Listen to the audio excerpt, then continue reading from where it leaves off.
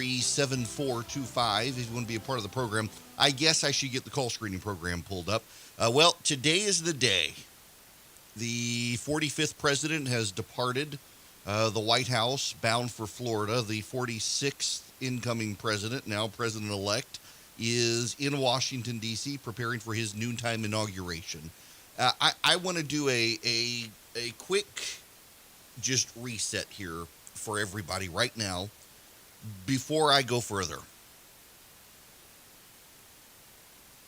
Over the last several months, I've been perturbed, dismayed, disappointed, amazed, shocked, appalled, horrified, all of those experiences by the number of people who have continued to call the show, email, direct message, and the like, that God would work a miracle, that Donald Trump is God's chosen, and that he will remain president of the United States. Even now, there are people who fully, genuinely, truly believe that Donald Trump will be back next week.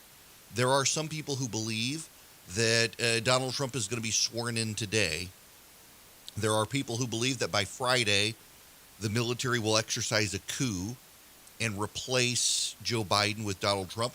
There are fringe quarters of the internet speculating that what you see on television today will be altered footage, and it'll actually be Donald Trump sworn in a digitally altered Joe Biden disguise to put the enemies of the state at comfort, so on Friday they can all be rounded up and routed out now that they think they've won. And I wish I was making that up. I really do. But there actually are people who believe that. There are, I saw Pastor, Greg Locke, I think his name is, Pastor Locke, who's got a large social media presence. He runs a church in Tennessee, yesterday tweeted that he still believes Donald Trump will be sworn in for his second term. And he posted that yesterday. There are people who believe that. I struggle with how to talk to the people who have bought into the conspiracy theories. I struggle with how to relate to them at some point. Some of them are actually friends of mine. How do you relate to someone who has broken from reality and actually thinks that you're the one who's broken from reality? How do you talk to someone who believes, for example, as I have friends who do, that the incursion into the Capitol last week was an Antifa-backed operation, and that they're blaming Trump supporters, and those who are arrested are all actors? How do you relate to people who they don't realize that what it is isn't true because they're seeing social media videos, they're seeing Instagram accounts and TikTok accounts and Snapchat accounts and Facebook accounts and Twitter feeds that tell them these things are true. And so they don't know that it's not true. They can't recognize the truth. And not only that, they get mad at you for being arrogant or lacking humility or believing lies or so willing to believe the lie. That's the one I get the most often, is that I'm just so willing to believe the lie about these people because, you know, you didn't support the president the first time. So, of course, you don't like him, so you don't like his supporters. So you're willing to believe the lie. And all I can say is, no, this really isn't true. And every time you confront them with a fact and a story, they immediately have five more, again, ever so slightly skewed, ever so slightly twisted, ever so slightly turned in a way that actually builds a lie, and yet they don't realize it because they trust these sources who are abusing their trust. People get offended when you say it's cult-like, but it really is cult-like. It is. I've never seen anything like this in modern American politics. The truth has become a lie and the lie has become a truth. And today there will be a reckoning. Joe Biden will become president of the United States at noon. And there will be those who, like the LaRouches and the others, who think the United States is actually a banking corporation and not a real country. And that they'll continue. We will have more fracturing as more people believe the delusions. But I still believe truth will win out. And here is what I know is true. And I hope everyone takes this to heart. Donald Trump at noon today will no longer be president of the United States. He will become the 45th president of the United States, former president of the United States. Joe Biden will at noon today become the 46th president of the United States. He will be the president of these United States. He will be your president, and he will be my president. And Scripture says that we're to pray for our leaders. Doesn't matter who they are. Paul and Peter, when they were admonishing Christians to pray for their leaders, were telling them to pray for Nero, the Roman emperor, who would eventually kill both of them. We're supposed to pray for our leaders.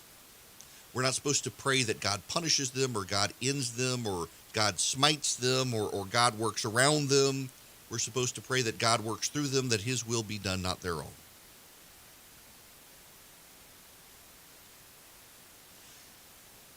And we're supposed to be committed to the truth. And those things are all true. Those things I said are true. No one comes to power but through the sovereign will of God. I believe that. I'm an evangelical Christian. I come from a Reformed background, and I believe this is true, and the Bible says so. I mean, Peter and Paul explicitly write in the New Testament, Nero himself was divinely appointed to be on that throne. Nero, the man who would persecute Christians and use them to light the streets of Rome at night, that historically happened.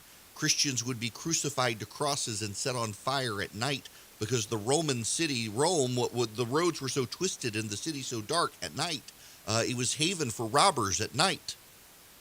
And Nero used the Christian bodies as torches to light the streets of Rome. And yet Paul and Peter are telling people to pray for that emperor, and that emperor is there because God wanted him there. Every person who comes to power is there through divine appointment. And I believe that by faith, and I don't quite understand it. You and I, we don't feel God pulling our strings. We don't feel us being pulled into the voting booth by God. We don't feel God directing us who to vote for, except by our faith. We say, well, I can't vote for this person because of their policies. But millions of people, 80 million people voted in one direction. They don't feel God pulling on them, and yet God has set this path for all of us. He's already got it laid out. It all points to him, and it all leads to him eventually, and I trust when Scripture says that, and I trust that all things work for the good of those called according to his purpose. And Scripture says, don't worry about tomorrow. Tomorrow will take care of itself. And I trust that. And I think everyone else needs to trust that. Today, Joe Biden will become president of the United States. Whether you or I want him, none of us voted for him. We lost. You can continue in the aggrievement of a stolen election if you must, but that's not true. And the extent to which you internalize it as true is the extent to which you will never again be a winning force in American politics, because you will have internalized that there's no bother, the deck is stacked against you like Georgia Republicans did on January 5th, and it's not true. But more and more people are willing to believe lies and fictions sold to them by people they think are on their side who really aren't. They're just trying to get rich off of them. And so I think it's important for us to be grounded in truth and committed to what is true. And what is true is that Donald Trump has left the White House for the last time, at least in the next 4 years. Maybe he will run again. There's a send-off ceremony for him at Andrews, Joint Base Andrews. And then he will fly to Palm Beach any minute. He will arrive before Joe Biden is sworn in as president. So Air Force One will stay Air Force One with him until he gets there. He will be president of the United States until noon. And then we will have 4 years of Joe Biden and Kamala Harris. We will have at least 2 years of the Democrats in charge of the Senate because of what happened in Georgia. And that's reality. That is reality. That is the truth. And there will be a reckoning for some who lied. There will be a reckoning for others because of pressure in the media that we must stand against. And for 4 years, we'll have celebrity journalism doing performative leg humping of the Biden administration. And we will call them out on it, and we will point out the discrepancies, and it will sow further distrust against the American media because the American media has no clue, is unwilling to get a clue, has no willing to be introspective in what's happening, has no desire to be nonpartisan, has no desire to tell a story straight. And so more people will leave the mainstream media going down rabbit holes in the internet and believing things that are not true, and it will exasperate us, tire us, and we'll still have a commitment to the truth and correcting the record and making it straight. And hoping that within 4 years, Republicans will have gotten their heads straight and they'll be able to beat Kamala Harris in 2024. But for now, we've got the next 4 years, the next 2 years, where Republicans at the national level will be sitting on the sidelines, marginalized, looking in, no real seat at the table. Part of it is they beat us. Part of it is we beat ourselves. But I know this much is true. However much we disagree with each other on whether the election was stolen or not, however much we may disagree with various parts and principles of the last 4 years, I know this much is true. Joe Biden will be president, like it or not. And moving forward, we will have to rally our side to truth and conviction. And I think we will. I have faith in the American people. I have faith in conservatives to get their head back in the game. And I hope you do too. There are a lot of people who woke up this morning disheartened, dissatisfied, and angry with what's happening at noon today. And I get it. I get it. But this too shall pass. In 4 years, we'll do it all over again. Woohoo! 4 years from now, we will redo this whole thing, believe it or not. And there are some people who don't believe it. There are some people who believe America is over. America has survived a civil war. We will survive this. America survived 8 years of Barack Obama. We will survive this. America survived 8 years of Bill Clinton and George Bush and 4 years of Jimmy Carter, 6 years of Richard Nixon. America will survive this. We will survive, folks. And we will come out on the other side, and we will think, my goodness, what did we just go through? And we'll do it all over again. The 2024 machinations have already begun. But this morning, as you're walking around with despondency, as you're walking around wondering what on earth is about to happen, all things work for the good of those who are called according to his purpose. Do not worry about tomorrow. Focus on today. And today, it's a split day. One administration leaves, another administration comes in, and guess what? The world keeps spinning and the country keeps going on. There's not my truth or your truth. There is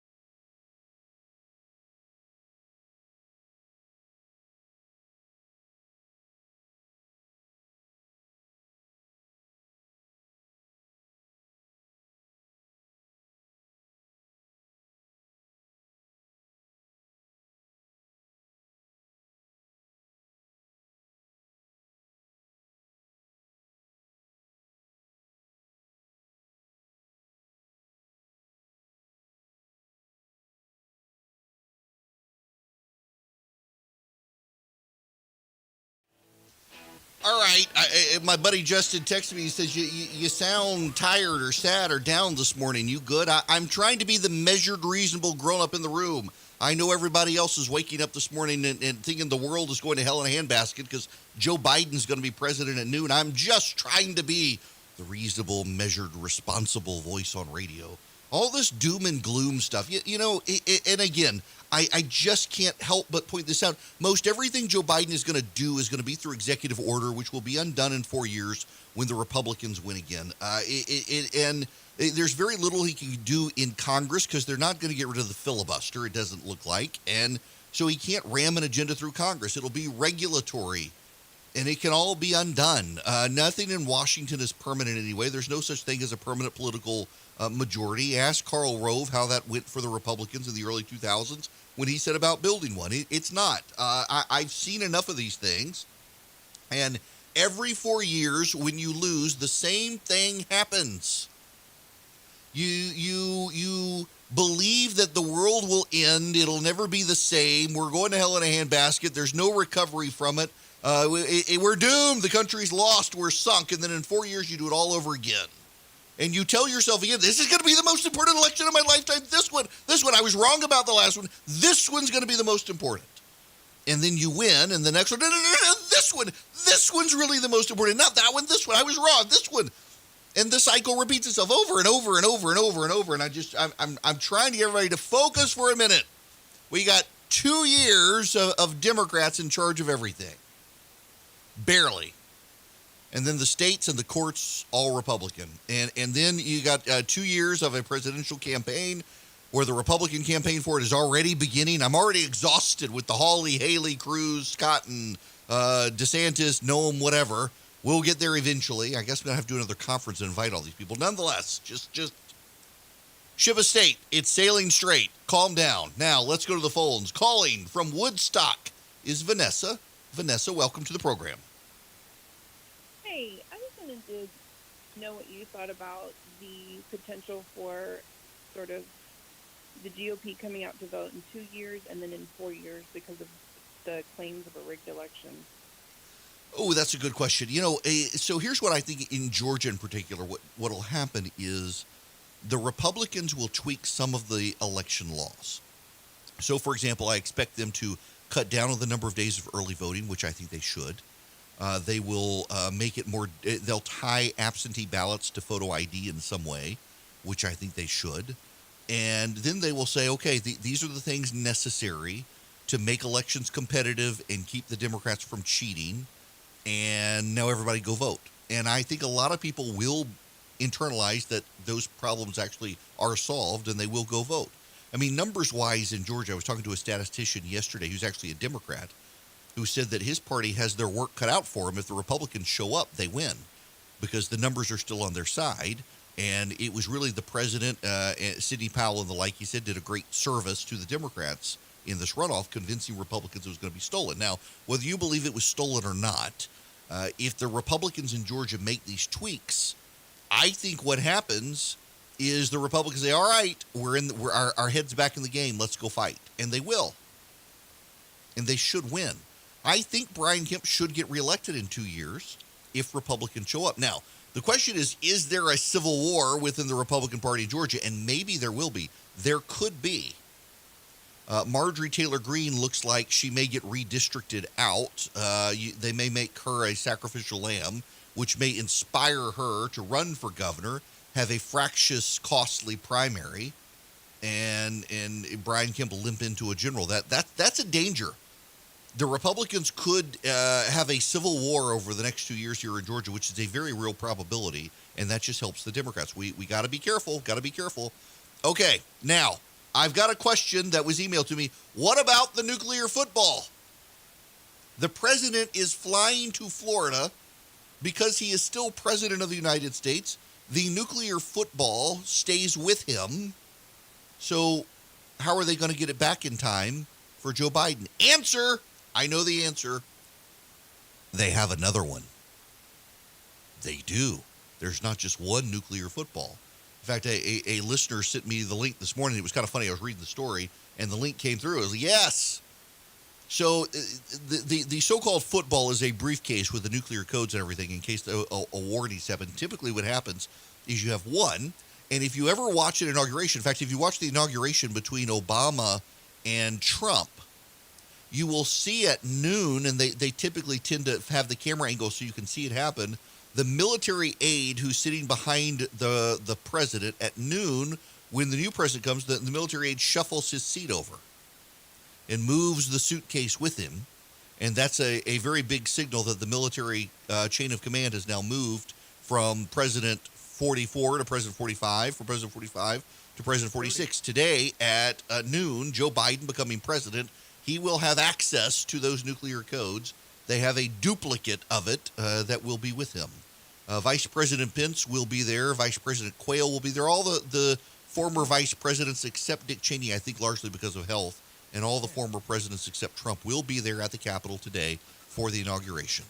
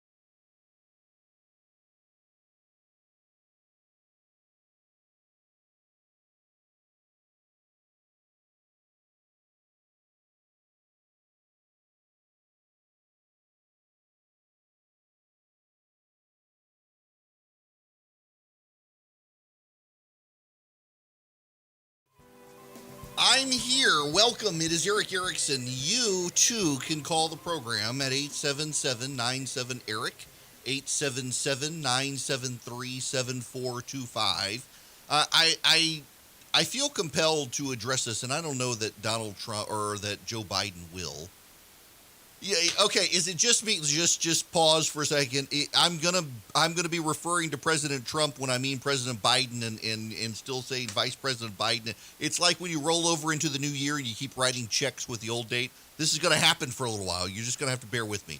I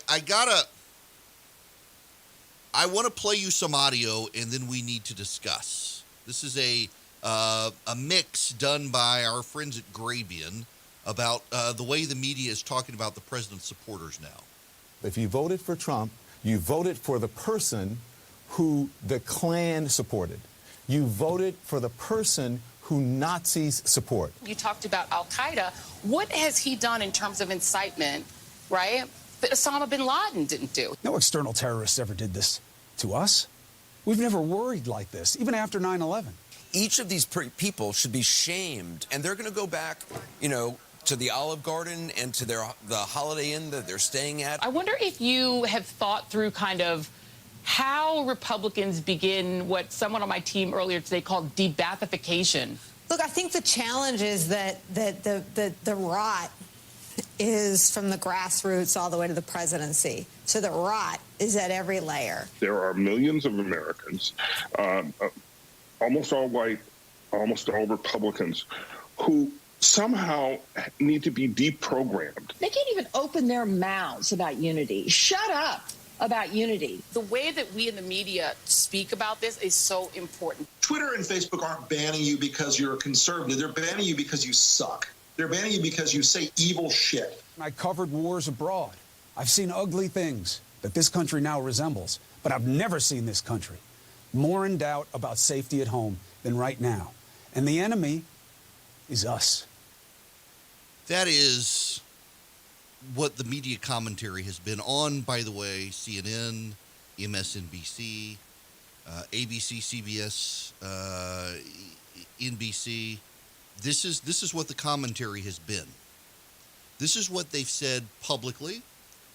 This is what they said on television. This is what they said about the president's supporters. Hey, Eddie Glaude on MSNBC, listen to this one. This one is equally important. Yeah, we're at a crossroads as a nation. And Brian, it's easy for us to place all of the blame on Donald Trump. He makes it easy for us. He does. But there were 74 plus million people who voted for him. Selfishness, greed, they run rampant across the land. But, there's something that President-elect Joe Biden said. To heal is to remember. To heal is to remember. So not only do we have to remember our dead, we have to remember what brought us to this moment, what got us here. And it's not just Donald Trump. It's not just him. And that honesty will help us walk the path that we need to walk, I hope. I pray. When you insult the 75 million people who voted for Donald Trump, you're insulting a lot of Americans who were either voting against the policies that are coming in with Joe Biden, or they were voting for the policies of Donald Trump, or they were voting for the person of Donald Trump, the character of Donald Trump, or the lack thereof. You can't paint them all with the same brush. There were people on the left who went into the Capitol on January 6th. There were members of Antifa who were there. They were not the majority, though. The majority were people who were from the right and alt-right, who were the president's supporters or just generalized disruptors, disturbers of the peace. You cannot paint all 75 million Trump supporters with a broad enough brush to tie them to those people. Some of them were there, but there were not 75 million people in Washington. there were some people there. And, you know, there's this idea now, you heard it in that first montage, that you got to deprogram Trump voters. Well, why do you have to deprogram Trump voters? You know, maybe you should try to understand them. And I'm not going to hold my breath on Joe Biden having a Sister Soldier moment with his own side and telling them, you know what, instead of holding 75 million people in contempt, why don't you try to understand them? It is more common for me, a conservative, to run into a progressive in Macon, Georgia, than it is for a coastal progressive who lives in New York City, Washington, D.C., Boston, Los Angeles, San Francisco, Miami, wherever, to run into a conservative. And increasingly, by the way, as progressives leave church and religion is supplanted with politics and politics becomes their religion, you're more likely to find progressives talking about it, and conservatives are just going about their work. To the extent a lot of conservatives sided with Donald Trump, it had a lot to do with the cultural implications of progressives thinking that they're dominant in this country and putting things in your face. And let me give you an example. One that will offend some of you. On a daily basis, I get praise, applause, whatever, affirmation, pats on the back from people saying, yeah, you're telling them the truth. The election wasn't stolen. Yeah, you're telling them the truth. It wasn't really Antifa. Yeah, you're telling them the truth. We need more people like you on the right. We need people like you on the right telling the truth. Let me tell you a truth. The Assistant Secretary of Health and Human Services coming in is a man. Well, we can't have you say that. You need to be silenced for that. How dare you say that? You know, there's truth for both sides in all of these things. And a lot of people just don't want to recognize on the left that they believe a lot of wacky things. You know, as much as the media has highlighted the QAnon folks, and I got to tell you, I thought it was a fringe, but I'm encountering more and more people who believe this stuff. There are rabbit hole conspiracies on the left as well, like the Russia stolen election, like the idea that boys can decide to become girls. These are all cult-like aspects of society right now on the left. And if you point them out, because so much of the media agrees with these people on the left, oh, you're a bad person for pointing that out. You can't say that. You've got to be censored. And one of the moves right now by people in the media, particularly at MSNBC, is to portray all people who voted for Donald Trump in a bad light. Not even trying to understand them. I would love for Joe Biden to come out today in his inaugural address, where his staff say, this is the most important inaugural address since Abraham Lincoln's second inaugural. You know, way to set the bar high there. But Lincoln talked about malice toward none, about reconciliation. That's what Joe Biden says he wants to talk about. Well, if you're Joe Biden, you've got to tell, if you're really interested in that, and I'm not sure that the people around him are. I think Joe Biden could be, and the people around him not. They're out for blood. They're out for revenge. I think that I think that what Joe Biden can do on stage today, as he's being sworn in, is actually point out that, you know, those of you on my side, on the left, you've got to understand the people on the right. Instead of condemning them, try to understand why they disagree with you. Try to understand why they voted for Trump. I think he could say something like that and have some credit. Because when you listen, and again, let me just play for you the beginning of this clip again from MSNBC this morning. Yeah, you know, we're at a crossroads as a nation. And, you know, Brian, it's easy for us to place all of the blame on Donald Trump. He makes it easy for us. You know, he does. But there were 74 plus million people who voted for him. Selfishness, greed, you know, they run rampant across the land. They run rampant across the land, those people. Selfishness, greed. How about people who want to be left alone?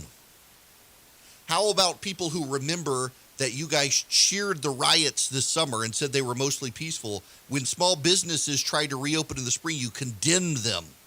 You said, oh, if they get the virus, they need to sign waivers and not get ventilators. Let them die for what they did. How about some level of humility and self-reflection? That part of the problem we're dealing with in the country is there are very few people willing to practice humility in public life anymore, particularly when you're on TV. The idea that these people all voted for Donald Trump, that there's a level of maliciousness in supporting him, as opposed to, hey, Joe Biden saying he's going to raise our taxes, he's going to let boys go to girls' bathrooms, we're going to have to get along with this stuff, and we're not allowed to dissent. And by the way, the media says I need to be silenced and punished because I disagree with this stuff. There were a lot of people who voted for Donald Trump over that. There were people who voted for Donald Trump because of his tax cuts. There were people who voted for Donald Trump because of his foreign policy. There were people who voted for Donald Trump because he hadn't started a war. But you're going to lump them all in as bad, greedy, malicious people. If you're on the left and you can't understand that 75 million Americans voted for Donald Trump and they're not all terrible people, most overwhelmingly 74.9 million of them are good people, hardworking people, people who love their country, and people who just disagree with you on the direction and policies of the country, that's on you. It's not on them.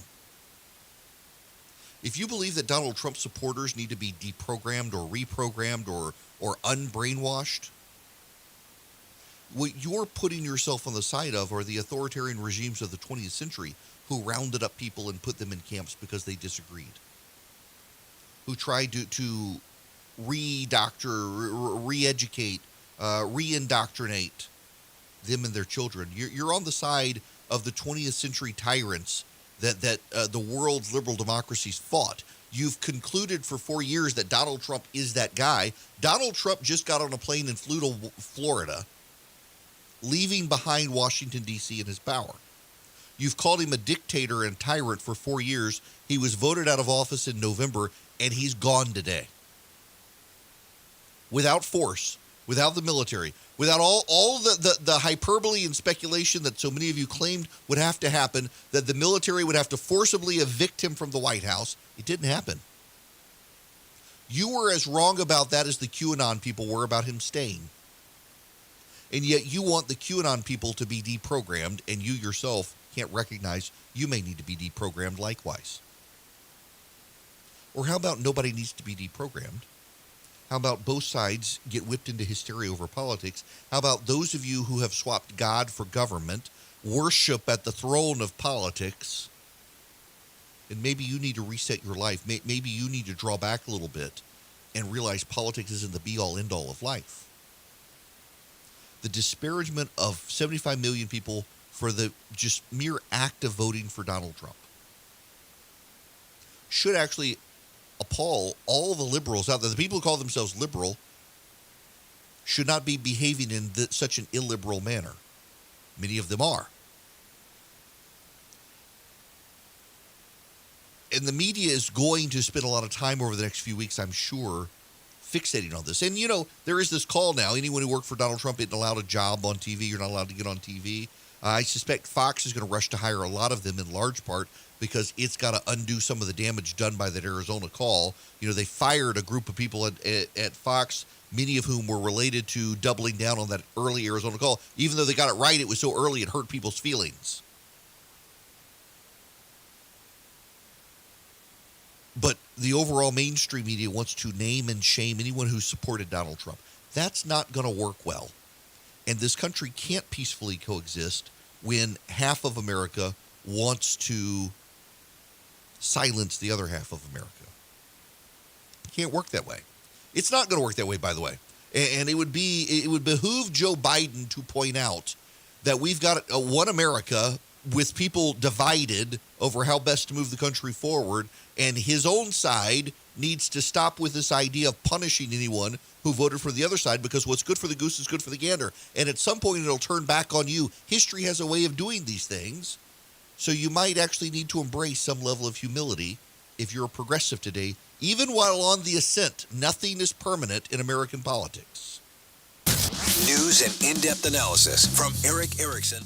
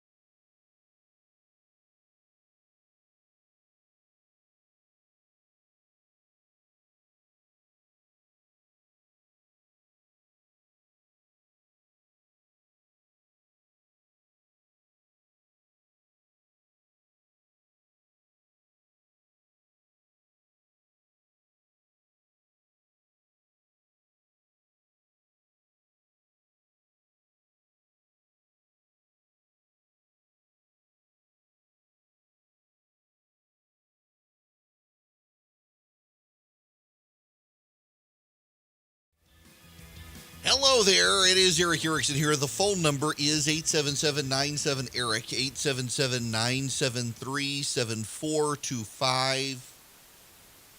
At the top of the 11 o'clock hour. So, let me set the stage for you here. I've got my morning show that I do all over the state, and I've got my evening show that is just the Atlanta area, and they need me in the 11 o'clock hour because of the inauguration. Well, I need to be here in the 11 o'clock hour because of the inauguration. So we're going through the magic of radio connections. I have some of my colleagues and friends from WSB in Atlanta join me at 11 to talk about the run-up to the inauguration and what all is happening today. There actually is a lot happening. The president has left Washington for Florida. The White House is confirming that President Trump did keep with tradition and left a note for Joe Biden. I have no idea what it is. If you follow Comfortably Smug, he's got a suggestion. It says the gorillas are on channel 120. The password for the nukes is password. The food here is terrible. Did you ever find Hunter? I'll be back in 4 years. I do wonder what it says. No idea. I wonder what it says. And the president also released a series of pardons, including pardoning Steve Bannon, who had worked at the White House for a while. He was accused of being investigated or some such for swindling people for setting up a fund to build the border wall and then keeping the money for himself or some such. He's been pardoned by the president. Well, other people came. A lot of people who had run Ponzi schemes and the like got pardons from the president. People who were friends with Jared Kushner and others, they all got pardons. But there were no pardons for the president, no pardons for his family. The QAnon people are out there, and actually it's not the QAnon people, it's the left-wing people out there saying that he granted secret pardons to himself. No, that's not true. Boy, people really are broken. As an aside, moving on to other topics, did you know the incoming defense secretary is from Thomasville, Georgia? That's right. Now, they've got to grant him a waiver, and Jack Reed, the Senate Democrat who will be in charge of the Armed Services Committee, has said he supports it, that there will be a waiver. You've got to have been out of uniform, I think, for 7 years to serve as a civilian Secretary of Defense. And this guy has not been out of service for 7 years, and so they have to grant him a waiver. And it looks like both houses of Congress will grant him that waiver. Meanwhile, Raphael Warnock and John Ossoff will arrive in Washington, or they are already there. Brad Raffensperger certified the election late yesterday. They will be sworn in. The Senate was going to convene at 3. It'll now be 4:30 this afternoon. The Senate will convene and will swear in Ossoff and Warnock and the guy from California whose name escapes me. And the Senate will become Democrat for the first time in a number of years. Since, 2014, it'll become a Democrat-controlled Senate. Now, it'll be nominally controlled by Democrats. The Democrats and Republicans are having to enter into a power-sharing agreement. So the Democrats will chair the committees. There will be an equal number of Republicans and Democrats on the committees. Let's see, what else will it be? The Democrats will control the agenda of the floor. Mitch McConnell is trying to get a tacit handshake agreement that there will be no end to the filibuster. Now, he did that with Harry Reid, and Harry Reid blew it up. But that appears to be exactly where they're headed with this sort of power-sharing agreement on the Senate side. It will make it very difficult to get anything done in Washington. And listen, I need to say this. You need to understand this. You need to take this to heart. For as long as I have been paying attention to politics,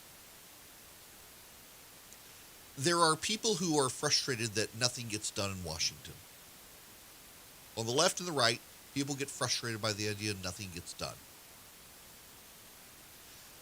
I need everyone to understand this. That is a feature, not a bug in the system. It is a feature that nothing gets done in Washington. The founders designed it that way. They made it extremely difficult to get anything done in Washington, D.C. Why? because most things should be done at the state level anyway, and only things of great national importance should be done at the federal level. And when Washington is divided, the states become more important, and things get done in the states. The states are allowed to experiment through federalism. It is a feature, not a bug, that it is difficult to get things done in Washington, D.C. And frankly, it should be even more difficult because the executive branch should be neutered to some degree, the executive rule-making ability of agencies. But nonetheless, you can rejoice. It is difficult to get anything done, and it will be difficult for Joe Biden, a master deal maker of the Senate, to get anything done, and that's a good thing. It's actually a good thing when presidents of either party have a difficult time getting things done. It reminds them that we are a government of law, government of the people, for the people, by the people, and they don't get their way just because they're elected president. We should all celebrate gridlock. Gridlock is good. Gridlock is good, and anyone who says otherwise, don't trust that person. Now, when we come back, what about the executive orders Biden's going to sign today? I know what they are.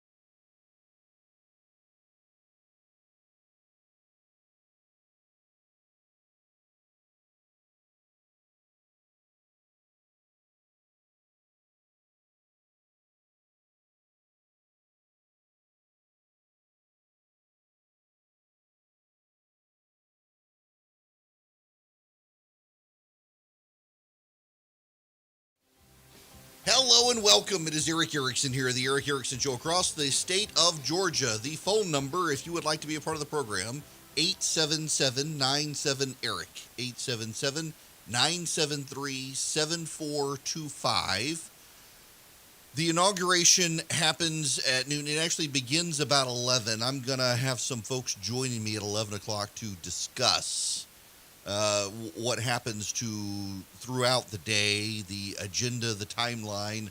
Let me give you what I know is going to happen and how this plays out to a degree. At noon, of course, is the transition. The Constitution of the United States of America specifies that at noon on the 20th day of January in the year following an election, the new president becomes president. Donald Trump delivered a farewell speech and has left Washington, D.C. aboard Air Force One. In less than 30 minutes, Joe Biden and Kamala Harris will arrive at the United States Capitol. From 11:15 to 12 o'clock, Joe Biden and Kamala Harris will participate in the swearing-in ceremony. They will take the oath of office. Joe Biden, right at noon, will take his oath of office. Kamala Harris will take her oath and give brief remarks, and then Joe Biden at noon. Thereafter, Biden will deliver an inaugural address. At 1:40, they will review the readiness of military troops. At 2:25, Biden and Harris and all former presidents except Trump and Carter will lay a wreath at Arlington National Cemetery. At 3:15, representatives from branches of the military will escort the president to the White House. At 5:15, Joe Biden will sign executive orders. At 5:45, he will swear in day one presidential appointees. At 8:45 p.m., there will be a Celebrate America event with remarks from the president and vice president. And at 9:55, President Biden and the First Lady will appear on the Blue Room balcony at the White House. Now, let me review for you what he intends to do. Get ready. This is what he intends to do on the first day. According to multiple press outlets, it will be a very busy day for Joe Biden. At 5:15 p.m., he will arrive at the Oval Office and begin signing a series of executive orders. He will begin the process to rejoin the Paris Accord on climate change. He will order the United States to rejoin the World Health Organization. He will sign an executive order requiring masks be worn on all federal property. He will ask the CDC to immediately extend eviction restrictions so that tenants cannot be evicted and people cannot be foreclosed upon for the next several months. He will revoke the permit for the Keystone XL pipeline. He will reverse the travel ban on Muslim countries. He will sign an executive order strengthening DACA protection with a pathway to citizenship. He will ask the Department of Education to extend student loan relief, and he will temporarily halt oil and gas leasing in Anwar, the Arctic National Wildlife Refuge. These are the things Joe Biden intends to do day one in the White House. One of the things that he intends to do is align U.S. economic policy to take into account woke politics. They will align U.S. policy to reflect race and gender and sexual orientation and not just use GDP and interest rates and all of that to align economic policy. What could possibly go wrong? You know, people on the left say nothing will go wrong. It's fair. It's fair. I think when you're aligning economic policy based on someone's skin color or gender, you got problems. You got genuine problems when you do that. I suspect, I know that they're going to get lauded by members of the media who are going to ignore the fallout from this. They're going to ignore the consequences of it. And you listen, Joe Biden could send us into an economic depression, and the media will still tell you it's an economic recovery way better than Donald Trump. That's part of the problem. But one of the big things here is he wants to upend the Trump administration. He wants to do to Donald Trump what Donald Trump tried to do to Barack Obama. Let me read you a little more in depth. This is from Punchbowl News. There were a group of people who left Politico and they started this. Let me read to you some of this. Joe Biden intends to issue a mask mandate executive order. He will create a White House office for COVID and rejoin the World Health Organization. On climate, he will issue a climate rollback executive order, which includes revoking the Keystone Pipeline permit and rejoining the Paris Climate Agreement. On the economy, he will extend eviction and foreclosure moratorium and student loan forbearance. He will rescind the Trump administration's federal workforce executive order, repeal the Muslim travel ban, pause construction on the border wall while cutting off money, rescind the Trump ban on transgender military service and deferred enforced departure for Liberians, move forward on DACA, issue a racial equity executive order, rescind the Trump census executive order on citizenship, issue an ethics executive order, and freeze Trump regulations for review. He will sign a supply chain executive order to invoke the Defense Production Act. He will sign an executive order fully reimbursing states for using the National Guard for COVID-19. He'll sign a safe travel executive order, which will mandate mask wearing on modes of public transportation from airports, aircraft, trains, public maritime vessels, intercity buses, and all forms of public transportation. He will direct agencies to strengthen efforts to combat COVID-19 globally and strengthen global pandemic preparedness. He'll create a pandemic test board and direct HHS to support state efforts to deploy public health personnel to combat COVID-19. Biden will boost pandemic-related data collection and transparency with an executive order. He'll sign an executive order directing actions to support research in a novel COVID-19 treatment, secure an adequate supply, and promote equitable distribution. He'll issue an economic relief executive order, which will direct agency action on Medicaid, Pell Grant, SNAP, and unemployment insurance. He'll sign a federal workplace executive order to restore collective bargaining rights to federal employees, and it will initiate action to roll back the Trump administration's Schedule F executive order on hiring people within the executive branch. Biden will issue a Buy American executive order aimed at directing agencies to strengthen requirements to procure goods and services from sources that will support U.S. businesses. He will create a policing commission and reinstate Obama-Biden policies governing the transfer of military-style equipment to local law enforcement. He will sign a prison executive order to take steps to improve prison conditions and eliminate the use of private prisons. He will sign a moratorium directing agencies to strengthen engagement with tribal governments. He'll sign a memorandum to direct HUD, the Housing and Urban Development Department, to take steps to promote equitable housing politics. He'll sign an executive order to disavow discrimination against the Asian American and Pacific Islander community, particularly in light of rhetoric around COVID-19. Oh, good grief. He'll sign a Department of Justice prosecutorial and sentencing executive order and a voting rights, civil rights executive order. He'll sign an omnibus domestic and international climate executive order, initiating a series of regulatory actions to combat climate change domestically and elevate climate change as a national security priority. He'll sign a scientific integrity PM, directing science and evidence-based decision-making in federal agencies. He'll release a PCAST executive order, reestablishing the Presidential Council of Advisors on Science and Technology. And he'll announce a Climate Leaders Summit hosted by the United States on April 22nd. Woohoo! He's going to rescind the Mexico City policy on abortion that prohibits abortion money being used by outside agencies. He's going to review the Title 10 domestic gag rule. This will disavow the Geneva Declaration, a multilateral anti-abortion declaration signed by the Trump administration, and organizations that provide counseling about abortion. He'll sign an executive order that will take steps to strengthen Medicaid and initiate open enrollment under the Obamacare.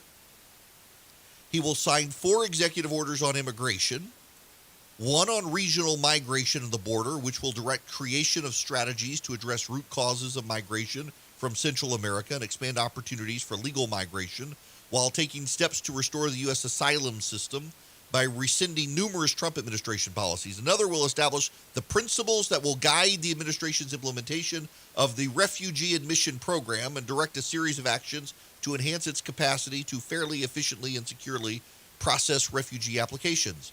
And he will create a task force to reunify families separated by Trump administration immigration policies.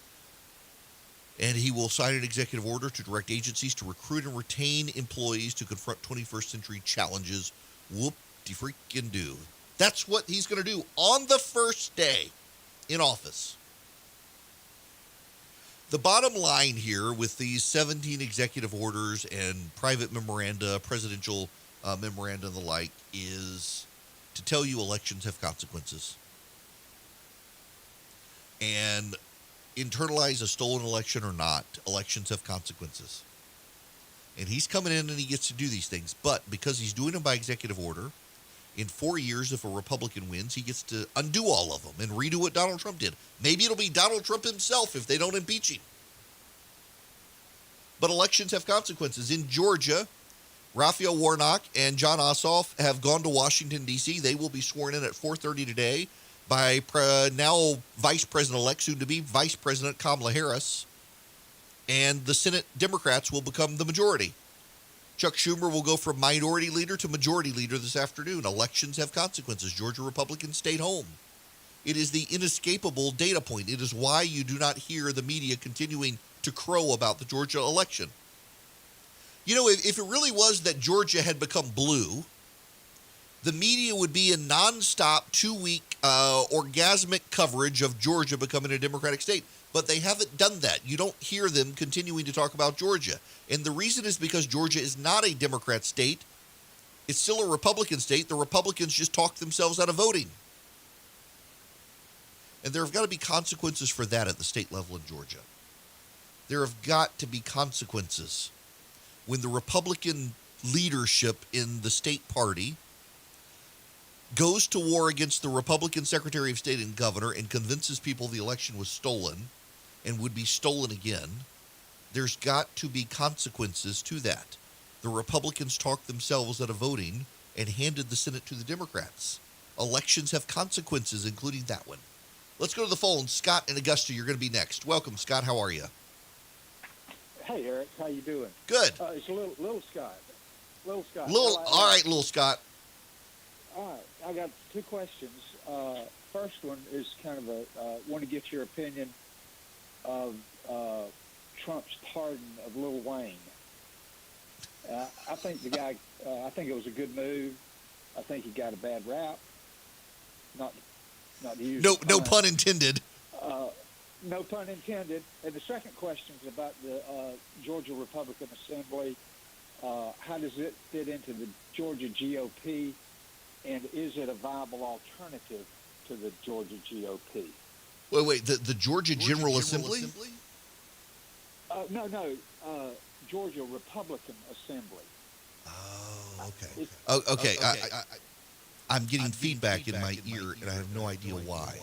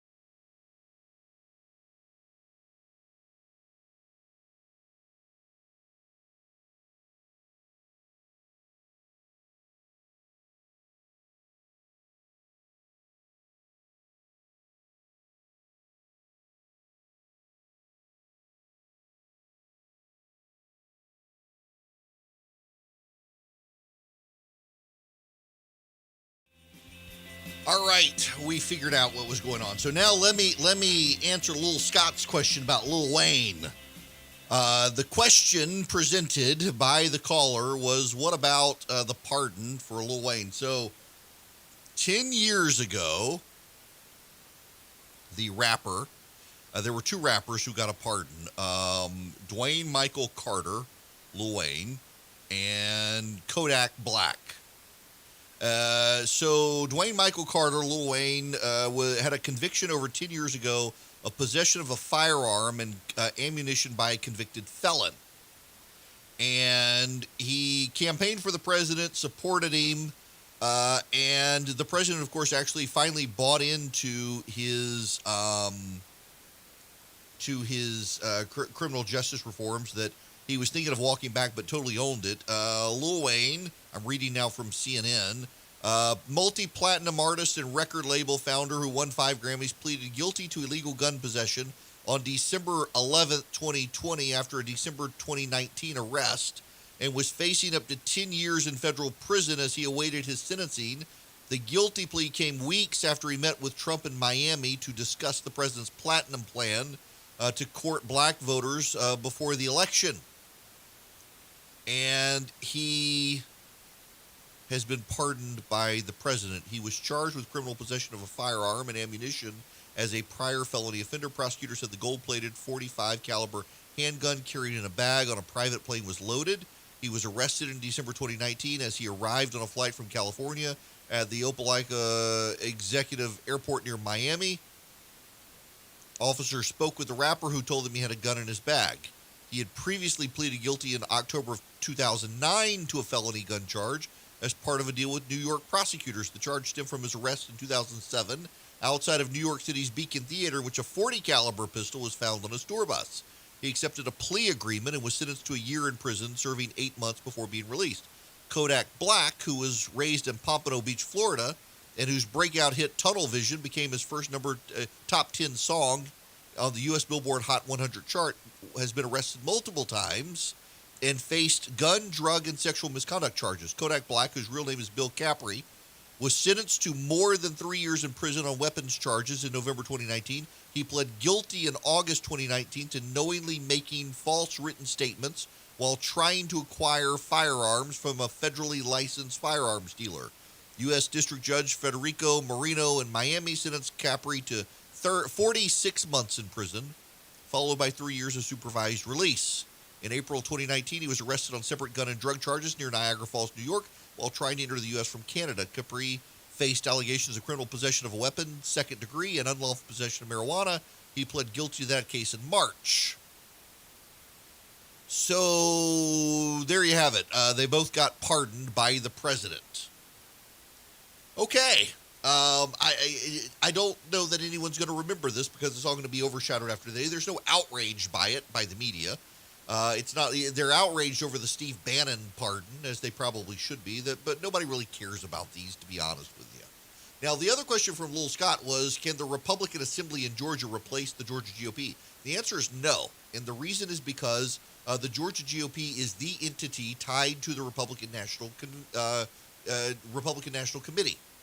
And party committees have special loopholes in the law for fundraising and coordination with candidates and other things. The Republican Assembly is an outside group.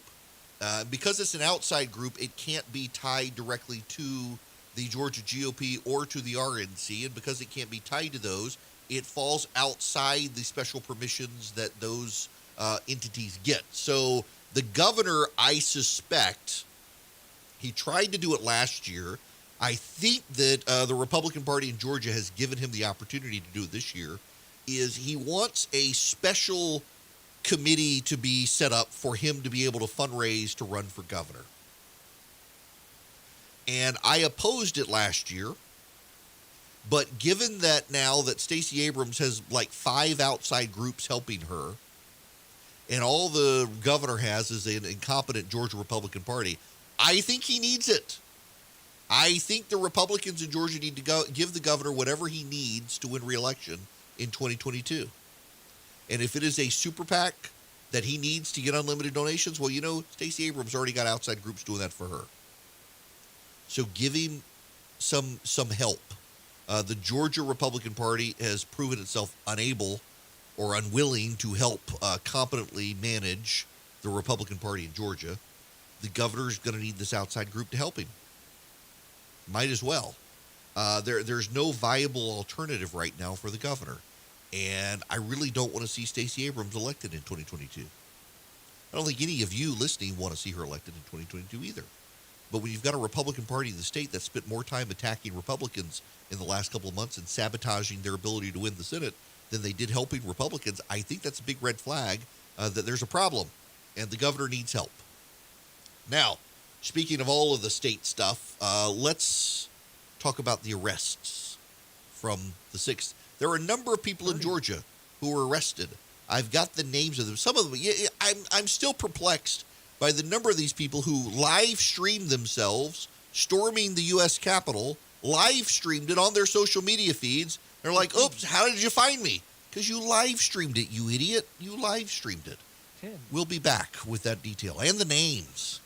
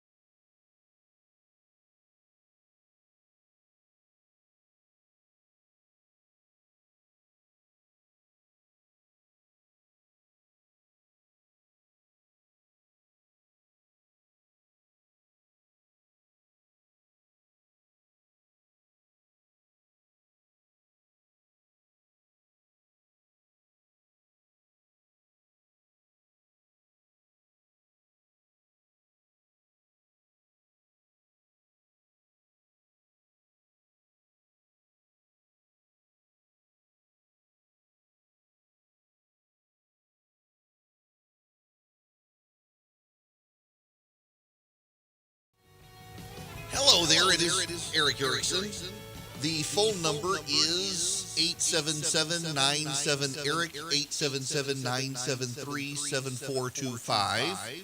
Have to take my earpiece out. I'm hearing myself again. I think they're routing me oddly.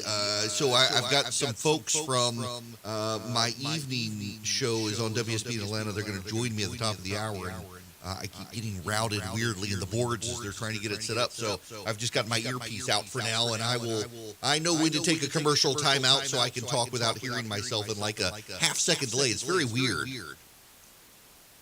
Before I get into the people who are arrested, let me cover this one for you. The United States faces 400,000 dead. There was a memorial in Washington for them yesterday where the Biden showed up. But there is some news that is worth paying attention to. My buddy Justin sent me this link, and before I get into the rest, it's worth covering this. After a bruising start to the year, COVID-19 cases are trending down in the United States, while hospitalizations and daily deaths appear to be nearing a downturn. An average of 456,000 new cases, 207,456 new cases were identified nationwide over the past 7 days. That's a 16% decline from a week ago, even as testing has climbed. The case decrease was consistent across all regions, with the Midwest seeing its lowest average case count since October. Infections were falling or flat in 46 states and D.C., according to the data from the COVID Tracking Project. At the same time, daily deaths and hospitalizations have begun to inch lower, the latter for the first time in months. The declines are still small and could easily prove temporary.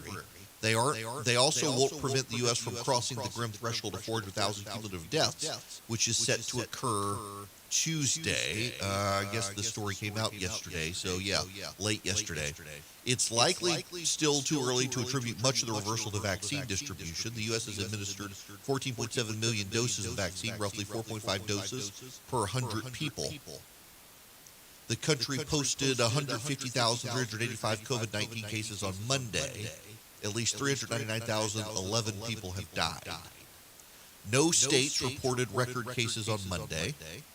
Arizona has the most residents hospitalized with the virus per capita at 653 per million. Connecticut and Kansas had the most new cases per million, although it's slower weekend reporting can mess with the data. Now, as far as Georgia is concerned on this, we've got, let's see, the hottest part of the state right now on the heat map is North Georgia, and in fact, per capita, it's the northeast part of the state all the way down towards just south of Augusta, towards Screven County. So, for example, in Habersham County, there are 442 cases in the last 2 weeks. 965 people per 100,000 have it in the last 2 weeks, with 4,141 total. That amounts to 9,041 cases per 100,000 people total. Raymond County in the last 2 weeks has had 166 cases, 442 cases in Habersham, 372 cases in the last 2 weeks in White County, 2,511 cases in Hall County, 264 in Fanning. Again, this is in the last 2 weeks, 423 in Murray, 1,408 in Whitfield, 547 in Catoosa, down in Floyd County at 671, in Polk County 446. Let's see where I am in Bibb County. It's 1,220 new COVID cases in the last 2 weeks. 1,220 in the last 2 weeks. Let's see, Clark County, 1,313, and this isn't per capita. This is total in the last 2 weeks, 1,313 in Clark County, 397 in Oconee County. Glenn County, 600 cases in the last 2 weeks. Camden County, 270 cases in the last 2 weeks. So you got some real hot spots out there. See, over in Carroll County, only 593, which per capita isn't terrible. But the number of cases is starting to trend down even in Georgia, which is good. We're still higher than where we were in July, but we are comparable to where we were the beginning of December now. we're going down. The 7-day moving average is at 5,882 cases, which is a remarkable drop again from where we had been. So we're headed in the right direction in the state. And that is good, but not as good as it should be. And the vaccine is going up at least. And you know, I got to say, I had a doctor reach out to me yesterday. I've been asked not to give all the details because they don't want to run on this, but a local pharmacy had someone miss an appointment. They couldn't get that person. No one there wanted it, and so they called knowing about my wife's condition, and so she was able to get her first round last night. Praise the Lord. It is an answer to prayer. It really is. I've been so worried about her, particularly because I've got to travel. This weekend is my mom's birthday. I'm going to Louisiana, and I was just desperate for my wife to get the vaccine. I would like to get it, and hopefully there'll be another miss, and maybe I can get in somewhere. Because I'd like to go and get it. I've got enough conditions that qualify for the next round, but I want to go in and get it. I don't want to jump the line in front of people who need it, but this was one of those where it was going to be thrown away. There was no one there who wanted it, so they called, and thankfully she was able to get it. Now it's my turn. The only side effect is a very sore arm for her, which is apparently comes with it. Everybody's got it. But praise the Lord, and thank you for all of you who've been praying. And thanks to everyone who made it happen last night. You know, by the way, so this is just one of the remarkable things. I commented on this last night with some friends, and word got to a lady who reached out to me and said her mother works in South Georgia for a local board of health, and she has stayed late every night for the last 2 weeks trying to get anyone to come in and get the vaccine. They have cold called residents in the county where her mother works, and people flat out do not want it. They don't trust it. And the result is that the Board of Public Health has made the decision to send most of their vials of the vaccine to Atlanta, because people in Atlanta are more willing to get it, having seen the fallout of the virus. More so than other parts of Georgia, they're willing to get the virus. And so this Board of Public Health, I don't want to go into details. I don't want to get these people in trouble or cause a firestorm with them. But this local Board of Public Health has decided it's got enough given demand, it's going to give the excess to Atlanta where people might get it. And someone else was telling me last night that they're seeing in their part of the state as well. There is an absolute reluctance to get the vaccine. And I understand. And I was skittish about it as well, but now I want it. All right, now I want to move on to this. This is the AJC reporting. The FBI arrested America's attorney McCall Calhoun Friday. McCall Calhoun, that sounds like a Southern name. He was identified by his own social media posts as among the pro-Trump rioters who breached the Capitol, according to documents filed in Washington. We physically took control of the Capitol building in a hand-to-hand hostile takeover, Calhoun posted on Facebook on January 6th, according to an FBI affidavit. I was there and saw it all. My buddy Andy Naley and I were in the first 200 to rush up the steps and inside after the vanguard had clashed hard with the police and made them retreat. Well, way to out your buddy there. Another Facebook post described how Calhoun was among the crowd who broke into House Speaker Nancy Pelosi's office, describing the scene as a mob howling with rage and saying Pelosi probably would have been torn into little pieces, but she was nowhere to be seen.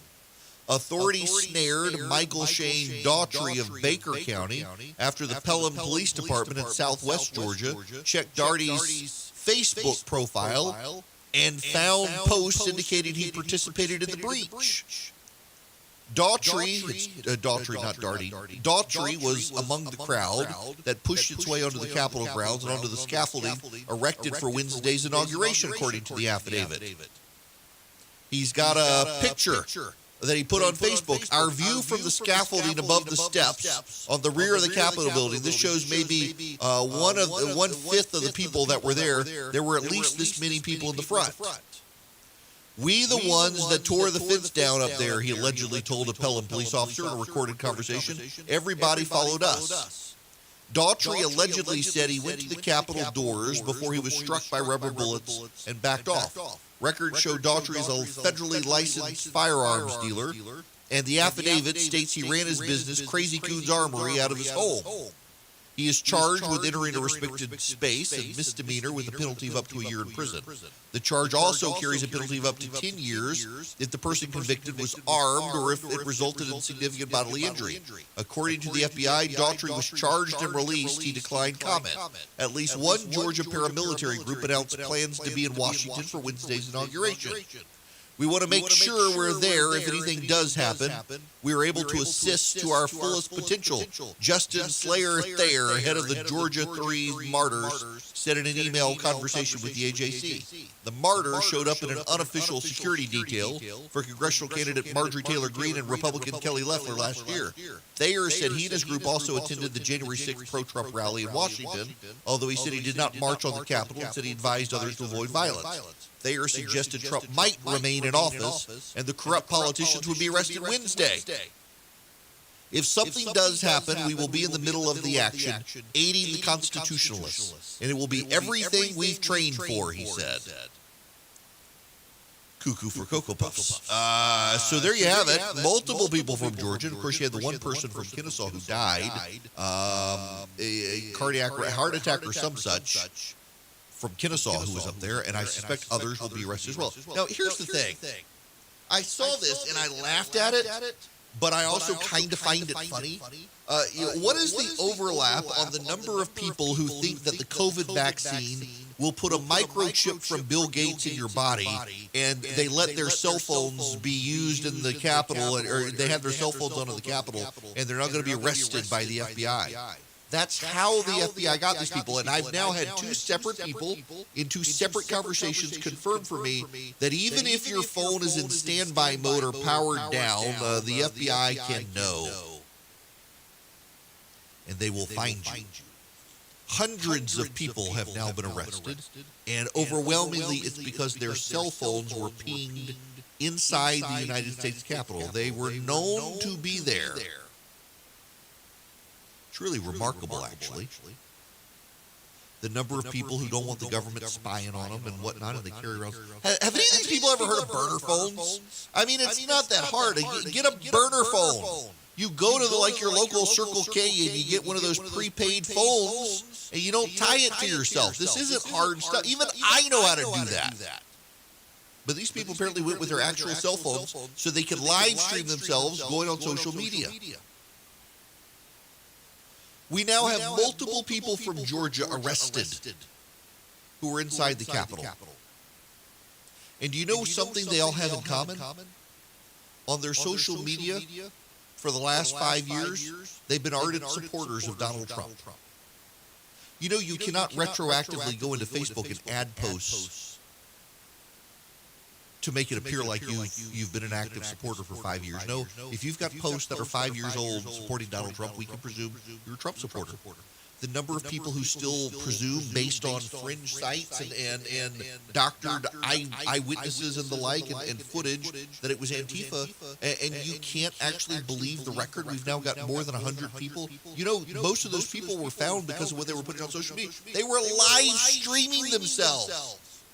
So you have people who have pledged their lives to Donald Trump, live streaming themselves storming the Capitol, and they're like, oh, look, 5 Antifa people. They must have all been Antifa. No, I'm sorry. I know you want to believe this stuff. I know you would rather believe the lie because it helps you sleep well at night. But overwhelmingly, these people supported the president. Doesn't mean the president did it himself, but it does mean they supported the president. And the fact that there are people who can't sleep well at night thinking that, or by the way, they think of their side as better than the other side. My side would never do this. I can't believe it was them. They must all be sleeper cells of Antifa, who for 5 years have been doctoring their social media to make it look like they were Trump. Why can't you just believe the truth?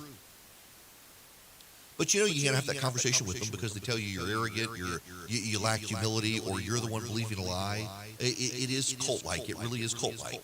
the people who want to believe the lie instead of believing the truth. We have multiple people from Georgia who were arrested in the Capitol who on their social media pages are filled with pro-Trump messages over multiple years, who live stream themselves storming the Capitol, and yet some people want to believe they're Antifa. You can get mad at me for pointing out the truth, but it's still the truth.